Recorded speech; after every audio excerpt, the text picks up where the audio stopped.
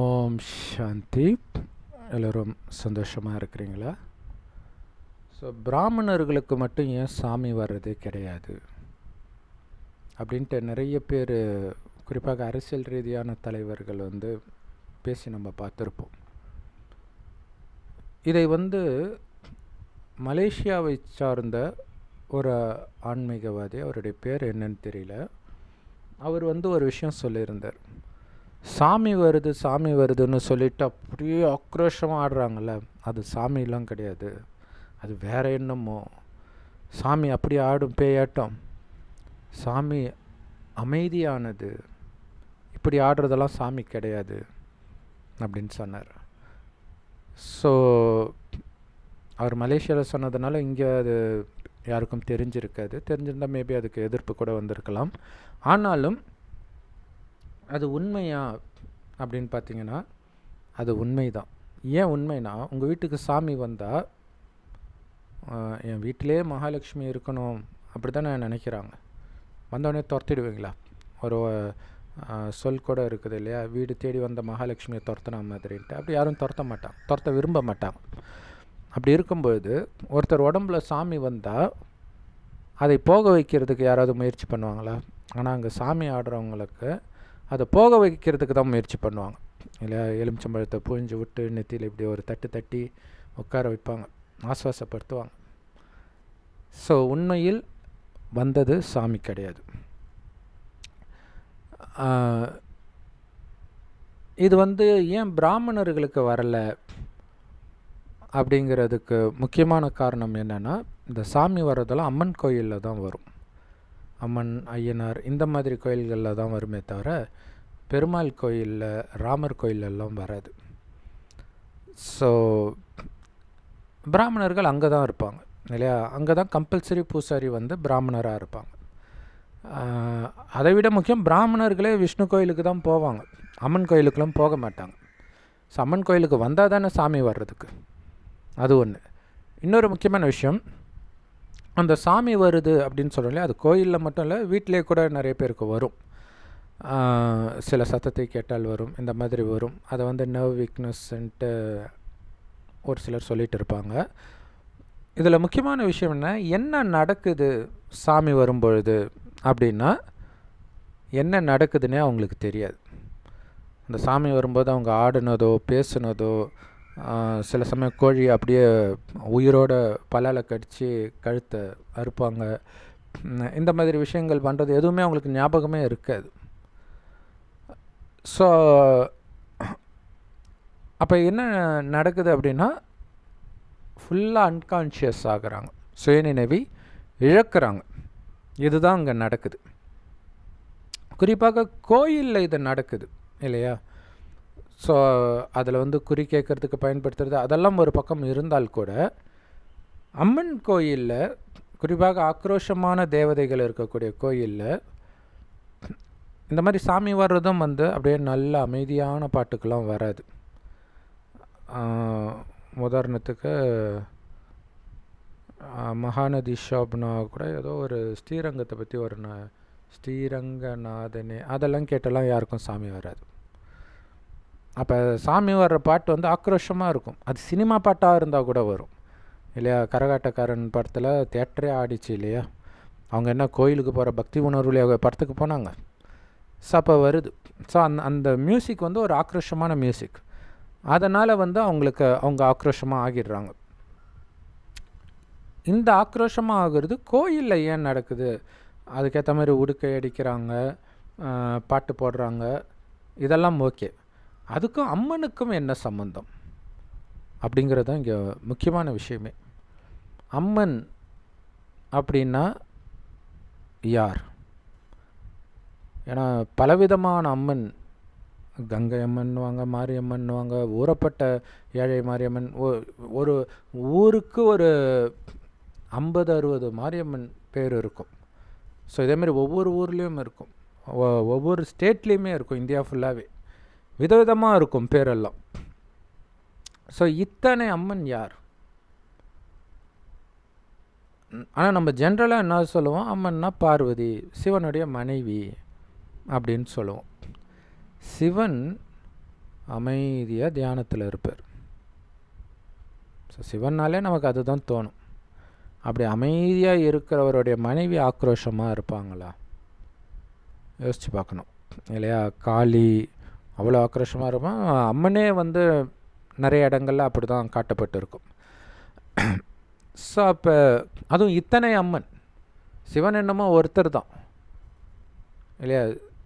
ஆனால் பார்வதி மட்டும் எப்படி இத்தனை பேர் ஆகுறாங்க அப்படிங்கிறது தெரிஞ்சுக்கணும். உண்மையிலே உலகத்திலே அதிக கோயில் வந்து பார்வதிக்கு தான், அம்மன் கோயில் தான் அதிகம். சிவன் கோயிலோ விஷ்ணு கோயிலோ அந்தளவுக்குலாம் அதிகம் கிடையாது. தெருக்கு தெரு கோயில் இருக்கும் அம்மனுக்கு. இதுலேருந்து என்ன தெரியுதுன்னா அம்மன் நிறைய பேர் அப்படிங்கிறது தெரியுது.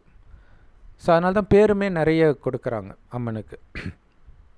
இந்த ஈஸ்வரி அந்த ஈஸ்வரி அப்படிலாம் பேர் வைக்கிறாங்க. அப்போ இந்த அம்மன் சிவனுடைய மனைவி. அந்த சிவனுடைய புராண கதைகளை எல்லாம் நீங்கள் பார்க்கும் பொழுது சிவன் யாருக்கும் பிறந்திருக்க மாட்டார். அவர் இறக்குற மாதிரியே வராது கதை, எப்போவுமே இருப்பார். ஆனால் இந்த பார்வதி இருக்கிறாங்க பாருங்களா, ஒரு வீட்டில் பிறப்பாங்க, வளருவாங்க, அப்புறம் சிவன் மீது காதல் வரும், அல்லது சிவனே வந்து அவங்கள அட்ராக்ட் பண்ணி அழைச்சிட்டு போயிடுவார். ஒரு டைமுக்கு அப்புறம் அவங்க இறந்துடுவாங்க. இறந்த பிறகு மீண்டும் இன்னொரு பிறவி, இப்படியே மறுபடியும் வளர்ந்து மறுபடியும் சிவனை கல்யாணம் பண்ணி மறுபடியும் இறந்துடுவாங்க, மறுபடியும் இன்னொரு பிறவி.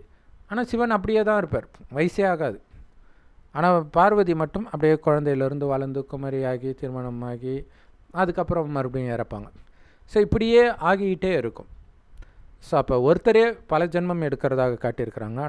ஆனால் உண்மை என்ன அப்படின்னா நிறைய பார்வதிகள் இருக்கிறாங்க அப்படிங்கிறது தான் அதோடைய உண்மையான உட்பொருள். அப்போ சிவன் யார், பார்வதி யார்? பார்வதி எத்தனை பார்வதியாக இருந்தாலும் எல்லா பார்வதிக்கும் மனித உடல் தான் கொடுக்கப்பட்டிருக்குது, மனித முகம்தான் இருக்கும், ஒரு பெண்ணுடைய முகம்தான் இருக்கும். ஆனால் அந்த முகம் வந்து மாறி இருக்கும் ஒவ்வொரு கோயிலையும். ஆனால் சிவன் லிங்கம் இருக்கும். அப்போ சிவலிங்கம் அதுதான் அவருடைய உண்மையான ரூபம். உண்மையான ரூபமும் கிடையாது, உண்மையான ரூபத்துடைய நினைவு அது. அப்படின்னா என்ன அர்த்தம்? மனித ரூபம் கிடையாது. அப்போ மனித ரூபம் இல்லாத சிவனை மனித ரூபம் உள்ள பார்வதி எப்படி திருமணம் செய்தார்கள் அப்படிங்கிறத புரிஞ்சுக்கணும். எல்லாத்துக்கும் மேலே எப்போ திருமணம் செஞ்சாங்க அதுதான் ரொம்ப ரொம்ப ரொம்ப முக்கியமான விஷயம். ஏழை மாரியம்மன் கோயிலெலாம் கோயில் இருக்கும்.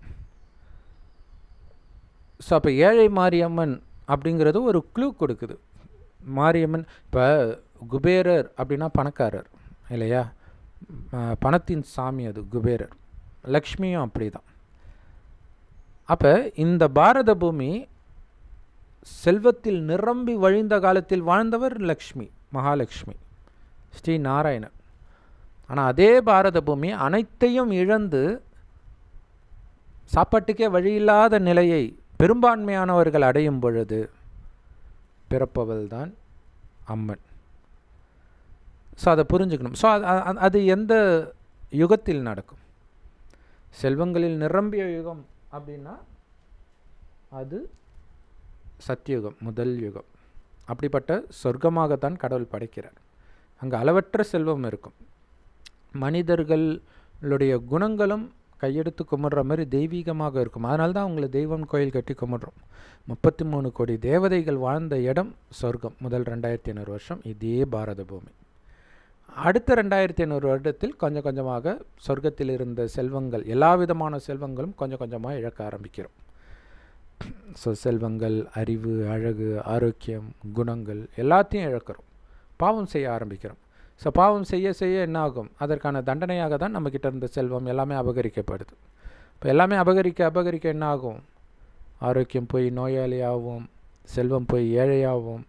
இதெல்லாம் எங்கே நடக்குது? கடைசி யுகத்தில் இல்லையா? முதல் யுகத்தில் பணக்காரனாக இருக்கிறவன் கடைசி யுகத்தில் தான் அந்த நிலையை அடைவான். அதுதான் கலியுகத்தின் இறுதி. அதுதான் இப்போ நடக்கிற நேரம். இப்போ நம்ம ஏழையாக மட்டும் இல்லை,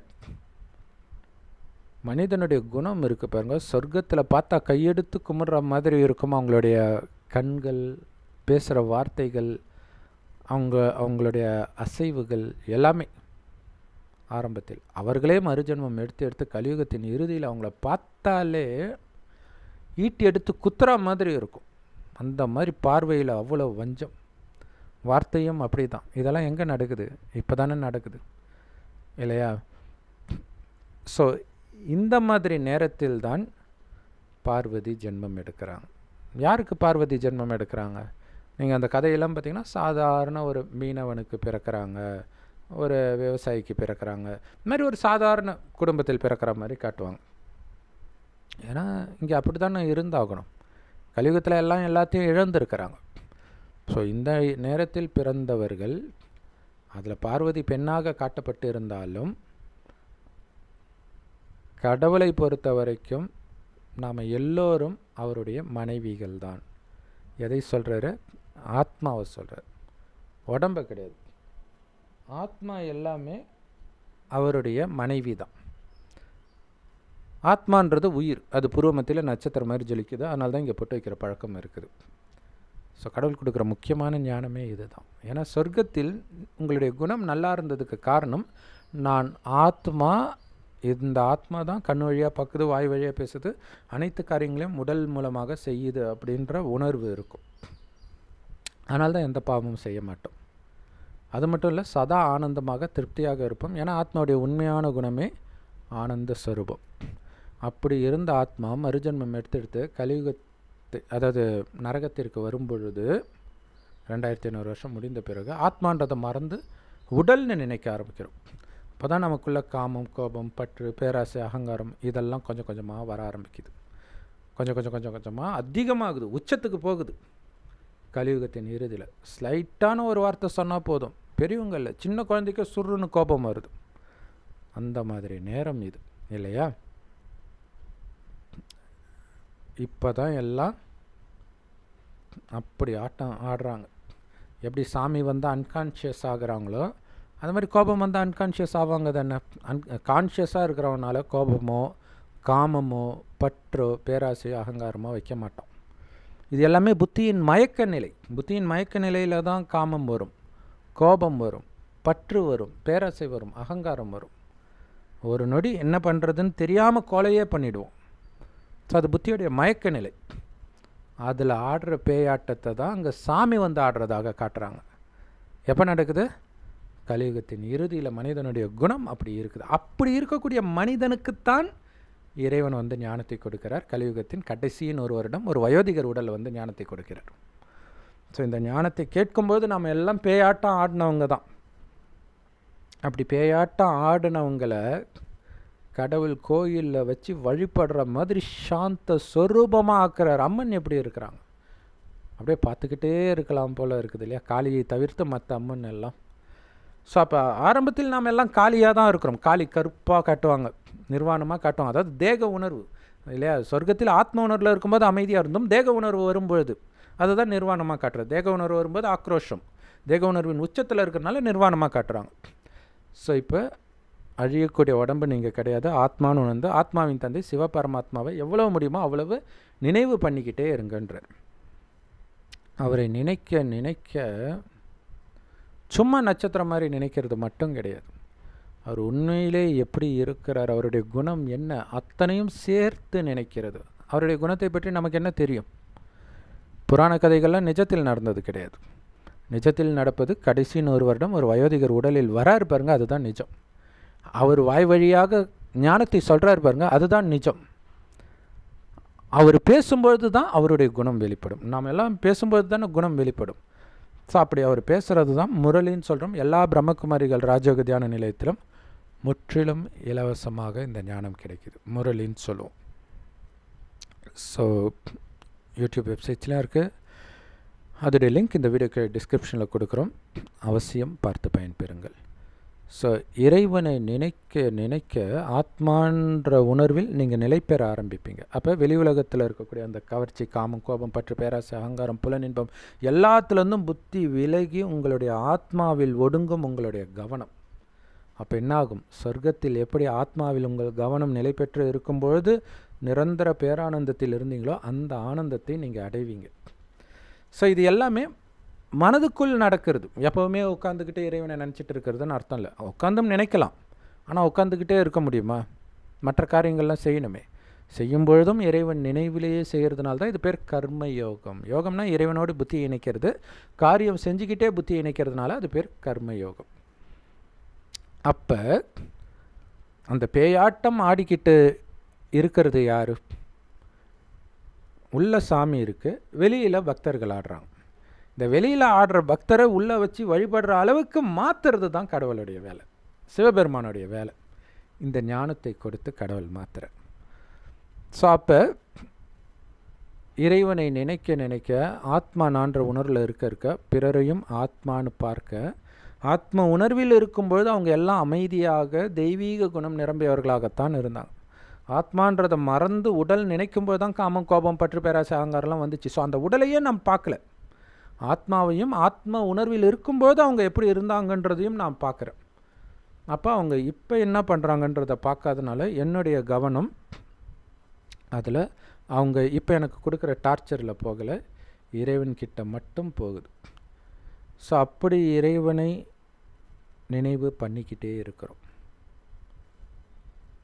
எது பண்ணாலும், சாப்பிட்டாலும், எழுந்தாலும், நடந்தாலும், குளித்தாலும், நண்பர்களோடு பேசினாலும் இறைவனுடைய நினைவு ஒரு பக்கம் ஓடிக்கிட்டே இருக்கணும். ஏன்? ஏன்னா எந்த நேரம் வேண்டுமானாலும் நமக்குள்ளே இருக்கக்கூடிய அந்த பேய் ஆட ஆரம்பிக்கும். இந்த காமம், கோபம், பற்று, பேராசை, அகங்காரன்ற பேய். ஸோ அதை முழுக்க உங்கள் கட்டுப்பாட்டில் வச்சுருக்கோன்னா முழுக்க இறைவன் நினைவிலேயே இருக்கணும். ஸோ அப்படி இறைவன் நினைவில் இருக்கும் பொழுது உள்ளுக்குள்ளே உங்களை ஒரு ஆட்டம், ஒரு சிவாஜி பாட்டு கூட இருக்கும், உள்ளுக்குள்ளே பேய்கள் இருந்து ஆட்டி வைத்ததடா, ஆடிய பேய் என்று அடங்கி விட்டதடா, சட்டி சுட்டதடா, அந்த பாட்டில் வரும். ஸோ அந்த மாதிரி ஆவீங்க. ஸோ அப்படி நீங்கள் ஆன பிறகு தான் அந்த சாமி நிலை. அதெல்லாம் சொர்க்கத்தில் வாழ்ந்த தேவதைகள், அவங்க கடவுள் கிடையாது. கடவுள் வந்து கலியுக மனிதனை இப்படி ஆக்கிறதுக்கான ஞானத்தை கொடுக்குற சிவபெருமான் மட்டும்தான் கடவுள். அவரை தான் அல்லா பரமபிதான்னு சொல்கிறோம். அவர் செம்பொன் நிறமான ஒளி உலகத்தில் நட்சத்திரம் மாதிரி இருக்கார். ஆத்மாக்கள் பூமியில் பிறவி எடுப்பதற்கு முன்பு அங்கே தான் இருந்தோம். உலகம் அழியும் போதும் உடலை விட்டு ஆத்மா மேலே அங்கே தான் போகும். ஸோ போகிறதுக்கு முன்னாடி சொர்க்கத்தின் குணத்தை உங்களுக்குள்ளே நிரப்பிக்கிட்டிங்கன்னா மீண்டும் கலியுகம் அழிந்து சொர்க்கம் வரும்போது அங்கே நீங்கள் ஜென்மம் எடுப்பீங்க. ஸோ இந்த இவ்வளோ பெரிய ஞானம் அந்த கோயிலில் சாமி ஆடும்போது இருக்குதுன்ற விஷயம் தெரியாமலே நம்ம பார்த்துக்கிட்டு இருக்கிறோம். ஸோ எப்படி அந்த உடுக்கை சத்தம் கேட்டால் உள்ளுக்குள்ளே ஆக்ரோஷம் வருதோ, அதே மாதிரி மனிதர்கள் நம்மளை டார்ச்சர் பண்ணுற மாதிரி ஏதாவது பேசுகிறாங்க, செய்கிறாங்கன்னா உள்ளுக்குள்ளேருந்து கோபம் வருது. காமத்தை தோன்ற மாதிரி ஏதாவது ஒன்று சொன்னால் காமமும் ஆக்ரோஷமாக வருது. ஸோ எதுக்கும் ஆடாமல் அசையாமல் நின்றுட்டு இருந்தால் கோயிலுக்குள்ளே இருக்கக்கூடிய பூஜைக்கு தகுந்த அம்மனாக நீங்கள் இருப்பீங்க. இப்போ அம்மனாக இருக்கிறவங்க தான் சொர்க்கத்தில் தேவதையாக, ஸ்ரீ நாராயணனாக, மகாலட்சுமியாக, நீங்கள் அங்கே 33 கோடி தேவதை இருப்பாங்க. ஆனால் அதில் நம்பர் 1 இந்த லக்ஷ்மி நாராயணன். அதனால தான் சொர்க்கவாசல் திறப்பு விழா பெருமாள் கோயிலில் கொண்டாடுறாங்க. ஏன்னா சொர்க்கத்தின் முதல் மகாராஜா மகாராணின்றதுனால. அந்த மாதிரி நீங்கள் ஆகணும். அதற்கான ஞானத்தை கடவுளே வந்து கொடுக்குறாரு. யார் மூலமாக? ஒரு வயோதிகர் மூலமாக. அந்த வயோதிகருக்கு பேர் பிரம்மா அப்படின்னு சிவபெருமான் வைக்கிறார். அதுக்கு முன்னாடி அவருடைய பேர் வேறு. அப்போ பிரம்மாவை வழியாக சிவனுடைய ஞானத்தை கேட்பவர்கள் தான் பிரம்மாவின் குமாரர்கள், குமாரத்திகள். அதுதான் பிராமணர்கள்னு சொல்கிறது. இதுதான் வர்ணம். பிராமணர்கள் தான் உயர்ந்தவர்கள்னு சொல்கிறது பிராமண வர்ணத்தை, கலியுகத்தில் இருக்கிற பிராமண ஜாதியை கிடையாது. ஸோ இந்த பிராமணர்களுக்கு சாமி வருமா, பேய் வருமா, இந்த காமம், கோபம், பற்று, பேராசை, அகங்காரம் வருமா? வந்தது. இறைவனுடைய நினைவில் இருந்து கொஞ்சம் கொஞ்சமாக அதை அழித்து ஒரு நேரத்தில் காமம், கோபம், பற்று, பேராசை, அகங்காரம்னா என்னன்னே தெரியாத நிலையை நீங்கள் அடைவீர்கள். ஸோ அதனால் அந்த ஒரு ஜாதிக்கு எதிராக வன்மத்தை சுமந்துக்கிட்டு மனநோயாளி ஆகிறதுக்கு பதில் உண்மையான பிராமணர்களாக ஆகுங்கள். இல்லையா? நான் பிராமணன் ஆக முடியுமா, நான் பிராமணனுடைய பொண்ணை கல்யாணம் பண்ணிக்க முடியுமா? அப்பயும் பாருங்கள், காமத்திலே தான் அவனுடைய கவனம் இருக்குது. இங்கே இறைவனை நினைத்து அனைவரையும் சகோதர சகோதரியாக பார்க்கணும். கல்யாணமே ஆகியிருந்தாலும் இனி உங்களுடைய மனைவி உங்களுக்கு சகோதரி தான். அப்போ தான் நீங்கள் காமத்தை வெல்ல முடியும். காமத்திலே நீங்கள் மூழ்கினீங்கன்னா மனைவியோட காமத்தில் இருக்கும்போது ரோட்டில் போகிற பொண்ணை பார்த்தா உங்களுக்கு காம உணர்வு தான் வரும். வேறு என்ன வரும்? எங்கே பார்த்தாலும் கற்பழிப்பு நடக்குதுன்னா நீங்கள் மனைவியோட காமத்தில் வச்சுருந்தீங்கன்னா இந்த ஜென்மம் இல்லாட்டினாலும் அடுத்த ஜென்மத்தில் நீங்களும் அதான் பண்ண போகிறீங்க. ஸோ அதற்காக தான் கடவுள் சொல்கிறார், காமம் மிகப்பெரிய எதிரி, உடலை பார்ப்பதினால் அது வருது, அதனால தான் ஆத்மாவை பார். தேவையில்லாமல் அதையும் பார்க்க தேவையில்லை. ஸோ உங்களை ஆத்மானு வந்து பரமாத்மாவை நினைவு செஞ்சுக்கிட்டே இருங்க. உங்கள் குடும்பத்தில் உள்ளவர்களை ஆத்மாவை பார்த்து பயிற்சி பண்ணிக்கிட்டே இருங்க. பிறகு யாரை பார்த்தாலும் ஆத்மான்னு பார்ப்பீங்க. அடுத்தது கட்ட நிலை இறைவனின் நினைவில் இருக்கும்போது அந்த அன்பே உருவாக நீங்கள் மாறுவீங்க. அந்த அன்பின் அதிர்வலைகள் உங்களை சுற்றி நாலாபுறமும் பரவும். அப்போ மற்றவர்கள் உங்கள் எதிரில் கோபத்தின் உச்சத்தில் இருந்தாலும் காமத்தின் உச்சத்தில் இருந்தாலும் ஒரு வினாடியில் அமைதியாவாங்க. ஸோ அந்த அளவுக்கு சக்தி நிலை வரும். ஏன்னா கோயிலில் ஜடச்சிலையாக இருக்கிற அம்மன் முன்னாடி நிற்கும் பொழுதே உங்களுக்கு அமைதி அனுபவம் ஆகுதுன்னா, உயிரோட்டமான அம்மனாக நீங்கள் இருக்கும் பொழுது அந்த அமைதி அனுபவமாக வேண்டுமல்லவா அப்படின்னு சிவபெருமான் கேட்குறார். இறைவன் கொடுக்குற ஞானத்தின் ஒரு துளி தான் இந்த வீடியோ.